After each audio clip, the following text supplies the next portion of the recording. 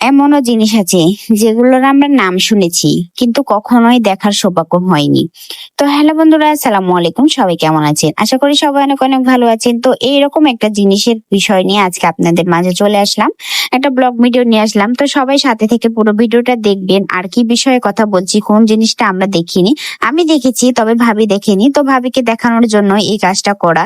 তো বাসাতে কোনো আটা ছিল না, তো মা সকাল সকাল ঘুম থেকে উঠেই চাউলগুলো ভিজে দিয়েছে। আর আমরা সকালে ঘুম থেকে উঠতে একটু দেরি হয়েছে, তো মা বললো ঘুম থেকে যখন একটু দেরিতে উঠেছো তো চালগুলো ভিজে গেছে, একটু উঠিয়ে রাখো, আজকে আটা কুটতে দিব, তোমাদের পিঠা বানিয়ে খাওয়াবো। তো এইদিকে মাকে আমি মনে করে দিলাম, মা আমাদের বাসায় তো ঢিকি আছে, আর ভাবি তো কখনোই ঢিকিতে আটা কুটা দেখেনি, তো কিছুটা আটা রেখে চাল রেখে দাও, আমরা ঢিকিতে আটা কুটে নিয়ে আসবো। তো মা এখানে 5 কেজি চাল ভিজে দিয়েছিল, সেখান থেকে 1 কেজি চাল উঠিয়ে রাখছিল। আর 4 কেজি চাল হচ্ছে আমার দাদাকে দিয়েছিল মেশিনে ভাঙানোর জন্য, সে মেশিনে নিয়ে গেছিল। আর এমনি এইদিকে আমরা সকালবেলা খাওয়া দাওয়া শেষ করে আমরা হচ্ছে তো ঢিকিতে আটা কোটার জন্য বের হয়ে গেছি, কারণ ভাবি এর আগে কখনোই দেখেনি। ভাবির অনেক দিনের ইচ্ছা, আমার শ্বশুর বাড়িতেও কখনো কোথাও ঢিকি নেই, তারা জাতাতে আটা পিষে খায়। আর আমাদের দিকে আবার জাতা নেই, আমি কখনো জাতা দেখেছিলাম না। এই তো শ্বশুর বাড়িতে এসে কিন্তু জাতা দেখেছি। আমাদের দুইজনের হচ্ছে দুই দুই দিকের দুইটা বিষয় কিন্তু দেখানো হয়নি। তো কি আর করবো, এই তো মাকে যখন বলেছি, মা তো আর হচ্ছে আবদার তো রাখতে পারছে না, যার জন্য মা 1 কেজি চাল উঠে রাখছিল। এই চাল নিয়ে চলে গেছিলাম আমরা ঢিকি পাড়ে। তো ঢিকি পাড়ে এই তো শান দেখেন সুন্দর করে গোড়া, এটাকে গোড়া বলে, এটাকে একদম সুন্দর করে বাঁধা আছে সিমেন্ট দিয়ে। তো মা ভালোভাবে কিন্তু পরিষ্কার করে নিয়েছে, আর আমরা কাকি দেখে সুন্দর করে লিপে দিয়েছে। আর ঢেকিতে পাট দিতে কিন্তু আমার অনেক কষ্ট হচ্ছে, কারণ এটা অনেক ভারী, আর আমি একদম হালকা মানুষ। আসলে মোটা মানুষ, একটু হৃষ্টপুষ্ট মানুষের কিন্তু এগুলো পাট দিতে অনেক সুবিধা হবে। তাও কি করব, অনেক শখ। আর আগে কখনোই কিন্তু মার সাথে এভাবে ঢেকিতে পাট দিতাম না। এদিকে মাও কিন্তু বলছে, তুমি যেয়ে বসে থাকো, আটাগুলো চেলে নাও, আমি একাই পাট দিচ্ছি। আমার মা কিন্তু 1 কেজি চাল একাই পাট দিছে।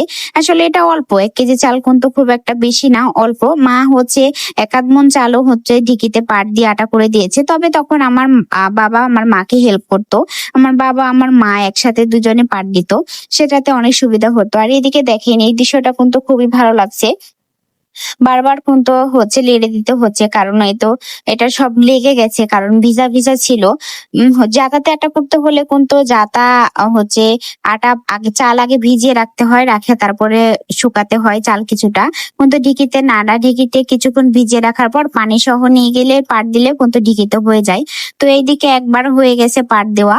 তো আমি হচ্ছে ভালোভাবে চাল নিতে উঠে নিচ্ছি, চালবো বলে, কারণ ওইভাবে তো খাওয়া যাবে না। আর প্রথমবারে কিন্তু একদম গোটা গোটা চালই থাকে, হালকা পাতলা বের হয়।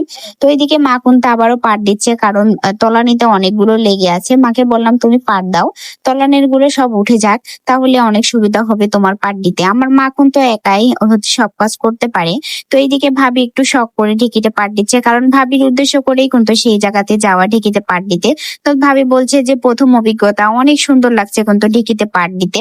তো বারবার বারবার করে কিন্তু হচ্ছে চেলে দিতে হবে, লেড়ে দিতে হবে, উঠাতে হবে, চালনি দিয়ে চালতে হবে, তাহলে কিন্তু আটা বের হবে। দেখেন কিন্তু অনেকগুলো আটা কিন্তু বের হয়ে গেছে বারবার করার পর।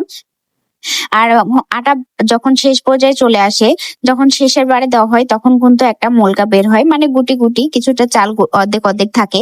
তো এই মোলকা দিয়ে অনেকে অনেক ভাবে অনেক কিছু রান্না করে খায়, যেমন দেখালাম পেঁয়াজও রান্না করে খাইছে। অনেকে আবার হচ্ছে সুজি সুজির মতো করে মিষ্টি দিয়ে রান্না করে খায়। অনেকে আবার কুশলি পিঠাতে কাই হিসাবে ব্যবহার করে, অনেকে অনেক ভাবে ব্যবহার করে।